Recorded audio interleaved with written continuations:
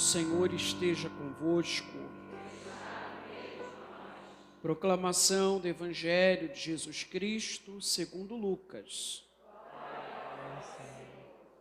Naquele tempo, Jesus contou aos discípulos uma parábola para mostrar-lhes a necessidade de rezar sempre e nunca desistir, dizendo: numa cidade havia um juiz que não temia a Deus e não respeitava homem algum.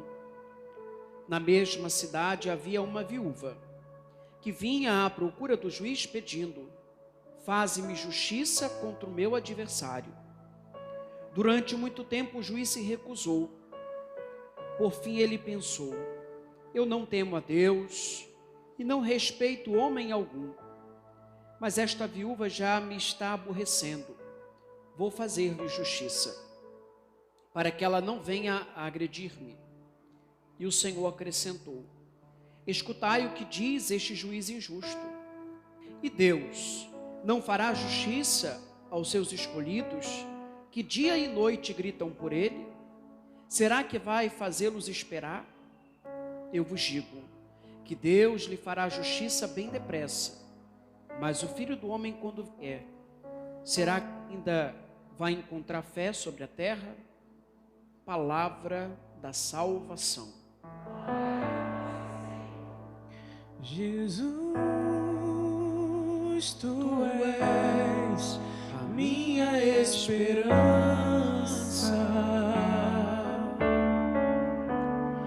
Ó, vem, Senhor, e manifesta o teu poder. Jesus, tu és a minha esperança. Ó, vem, Senhor, e manifesta o teu poder. Senhor Jesus, nos reunimos aqui nesta manhã para cantarmos e proclamarmos que o Senhor é a nossa esperança, que em Ti nós encontramos direção para a nossa alma, em Ti nós encontramos o socorro que necessitamos. Hoje, Senhor, mais uma vez, queremos voltar o nosso olhar a Ti, queremos descansar o nosso coração em Tua presença, para que possamos prosseguir com a alma renovada, a partir do encontro pessoal e transformador com o Senhor. Renova em nós a esperança, renova em nós a fé, renova em nós a confiança. Queridos irmãos e irmãs, a liturgia da palavra de hoje coloca diante dos nossos olhos algumas situações que hora ou outra nós experimentamos e que por vezes geram na nossa alma um descontentamento. A primeira leitura nos apresenta uma batalha que está ocorrendo. De um lado temos os filhos de Israel, que guardam a promessa, que guardam uma expectativa da ação poderosa de Deus. Por outro lado, nós temos os amalecitas, que estão guerreando contra os filhos de Israel. E aí, diante dessa situação, nós temos alguém que percebe que aquela batalha, ela não é somente uma batalha humana, ela é uma batalha que envolve questões espirituais. E diante de algumas situações que nós experimentamos, nós precisamos perceber que é necessário fazer aquilo que está ao nosso alcance, enquanto uma atitude concreta, enquanto uma atitude humana, mas essa atitude precisa ser acompanhada de uma postura espiritual. Essa atitude precisa ser acompanhada de uma visão além das aparências. E Moisés entendeu isso. Moisés entendeu que naquele momento ele tinha uma missão. A missão de Moisés não era se envolver naquela batalha humana. A missão de Moisés era se envolver sim, mas de uma outra maneira. Era se envolver a partir de uma perspectiva espiritual. E isso ele vai fazer quando ele se coloca em oração, quando ele se coloca em prontidão para ouvir a voz de Deus. E a instrução que ele recebe é que é necessário rezar. Escolhe alguns homens e vai combater contra os amalecitas, com a vara de Deus na mão.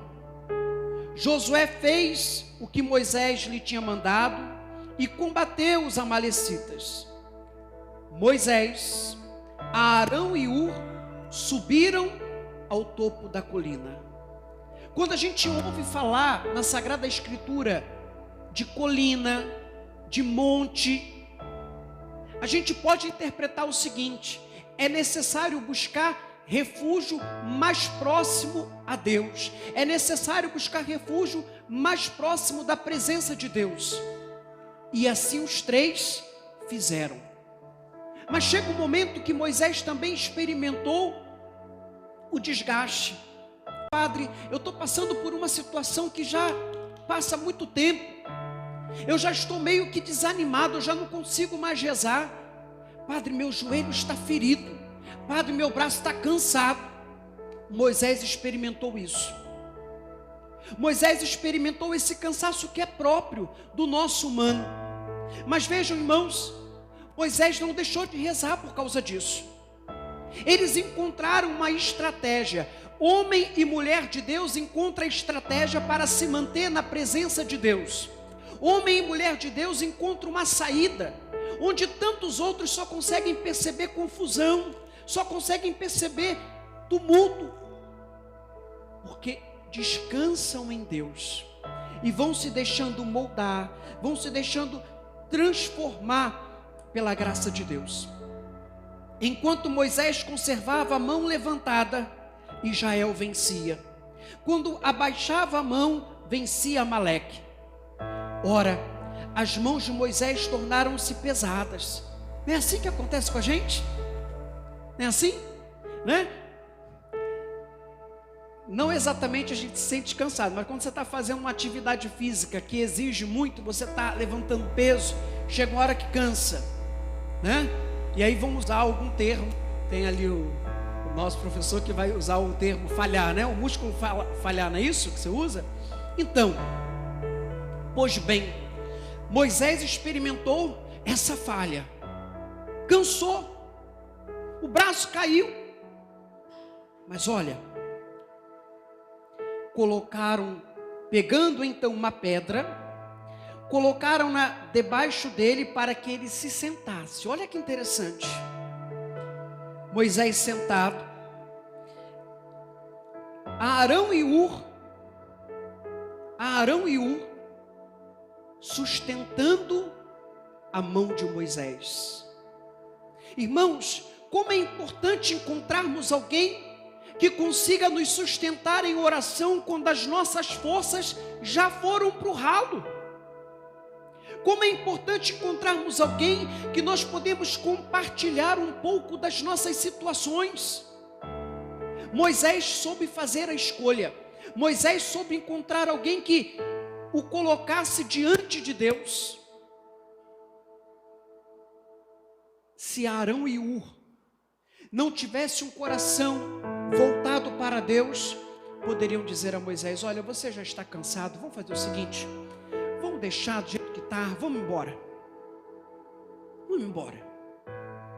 Eles entenderam que diante de algumas batalhas, nós não podemos entregar os pontos, mas a gente não vence somente pela força de um exército, a gente vence contando com a força do alto. E eles continuaram nessa dinâmica. O salmo de hoje vai nos apresentar um trecho belíssimo. Eu levanto os meus olhos para os montes, de onde vem o meu socorro. Onde Moisés, Arão e Hur estavam? No monte. Olha que interessante, no monte. É dali que veio o socorro que Israel precisava. Foi dali que Israel experimentou a força para combater o bom combate.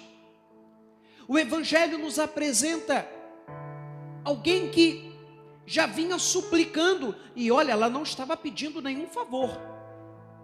Ela não estava pedindo nenhum favor.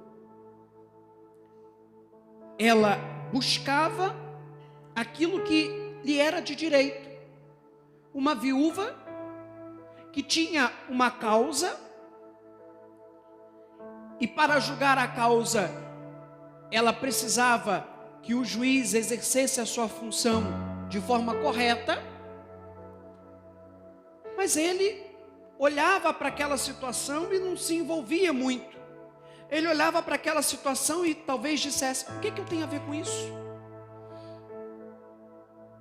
Mas ela continuava insistindo, até que chega um momento que ele entende que é melhor resolver logo a situação. Deixa eu resolver logo a situação, porque eu vou me livrar. E aí Jesus vai chamar a atenção. Se esse juiz injusto, porque ele não fazia por onde, ele não cumpria com aquilo que era a obrigação dele, num dado momento ele entendeu que precisava atender aquela situação, entendeu que precisava olhar para aquela realidade. Imagine só o Pai do céu, que é justo, o Pai do céu que tem o seu olhar voltado para nós, o Pai do céu que combate a nosso favor. Ele está sempre conosco, Ele não nos desampara. Imagine só. Só que as coisas, irmãos e irmãs, eu insisto, não acontecem necessariamente no nosso tempo, não acontecem necessariamente do jeito que nós queremos. Nós ouvimos na última quarta-feira, quando o padre Isaac, na homilia do dia de Nossa Senhora Aparecida, nos ajudava a olhar essa realidade de alguém que se coloca com confiança, que apresenta a Jesus aquilo que está se passando, mas ao mesmo tempo não quer dizer o que Jesus precisa fazer, apenas apresenta e sabe que o mais importante é colocar em prática a orientação do Senhor. Padre, mas o que tem a ver isso conosco? Padre, de que forma a gente consegue olhar para essa leitura que o catequista quer apresentar o cuidado de Deus com o seu povo? De que forma a gente consegue perceber isso na nossa vida? Certamente você vai se recordar de uma imagem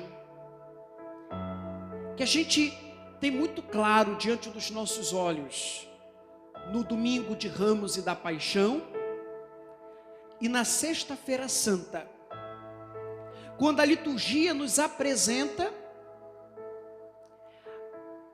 Jesus no alto da cruz. Não é assim? Jesus no alto da cruz, e do seu lado temos duas pessoas. Temos o bom ladrão, ou o ladrão arrependido, e temos aquele ladrão que se coloca indiferente, não se arrepende. Irmãos,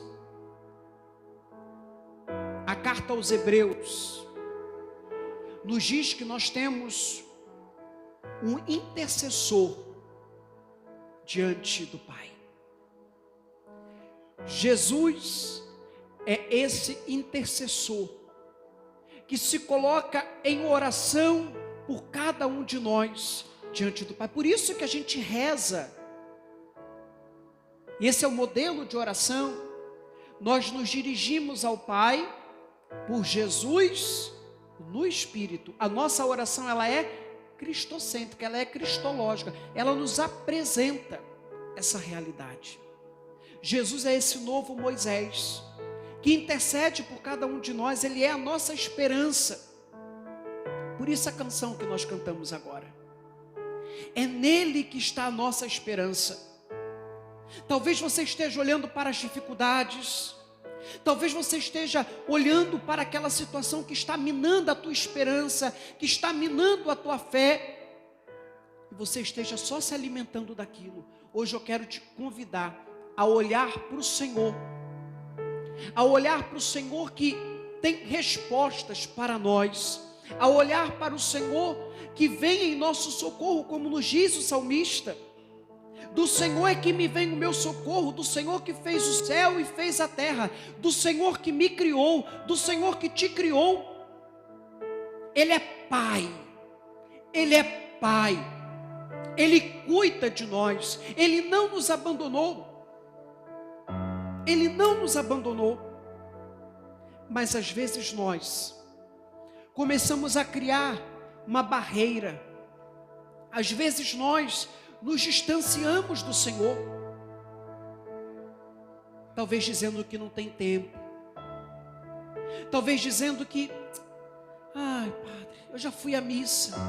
Irmãos, a gente gasta tempo demais ouvindo coisas que não cooperam para o nosso crescimento. A gente gasta tempo demais lendo coisas que às vezes não nos ajudam a crescer na fé. O Santo Padre, hoje na oração do Ângelus, dizia assim: no início do dia, faça ao menos uma jaculatória. Jesus, eu confio em vós. Vem Espírito Santo.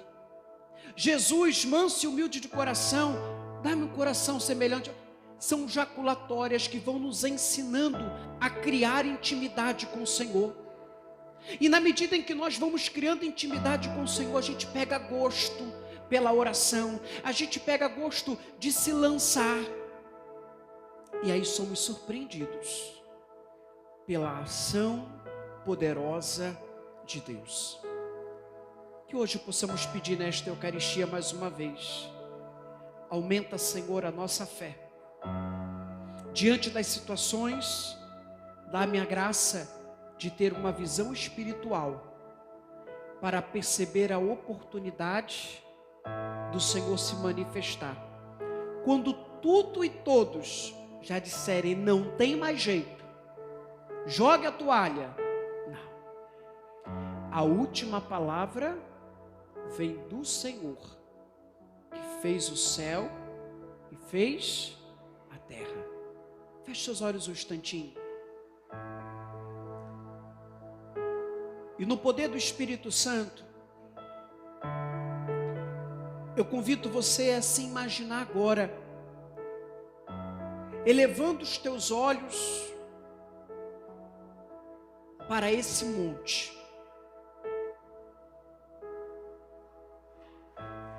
Ali no Calvário foi colocada aquela cruz. Essa maior prova de amor que Deus deu a cada um de nós. Agradeça o socorro do Senhor que vem até o teu coração nessa manhã.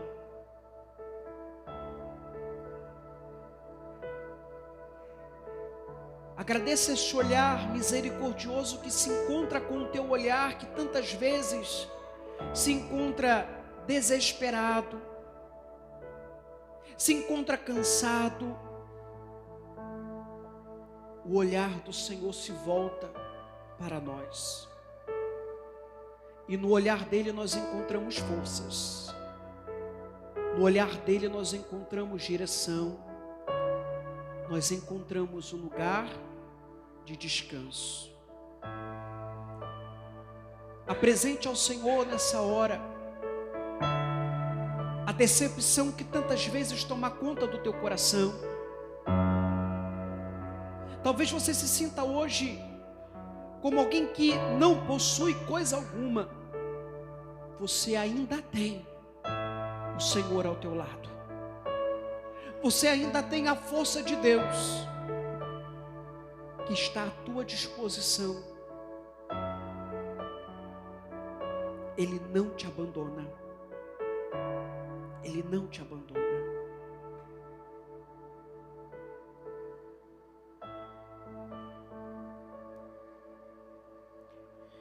Jesus, tu és a minha esperança.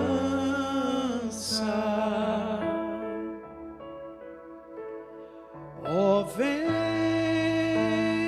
Senhor, e manifesta o teu poder. Jesus, tu és a minha esperança.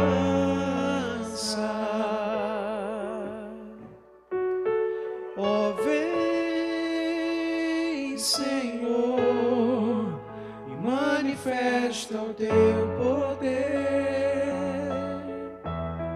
Apresente ao Senhor a tua oração nessa hora.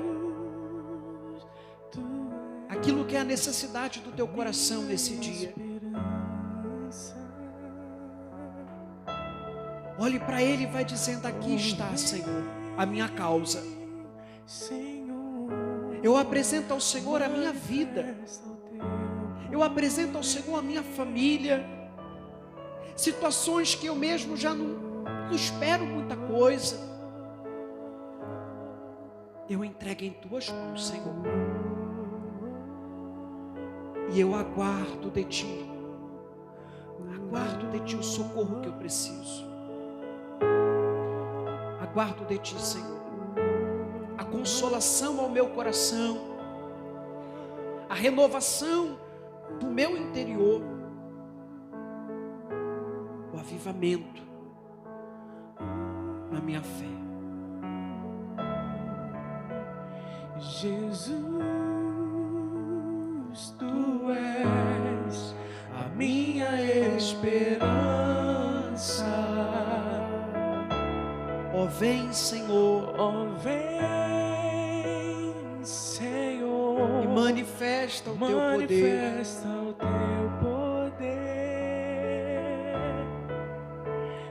Jesus, tu és a minha esperança.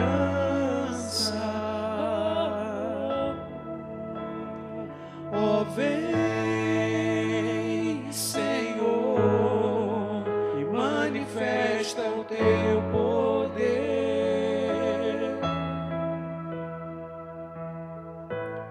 Louvado seja nosso Senhor Jesus Cristo. Sempre seja louvado.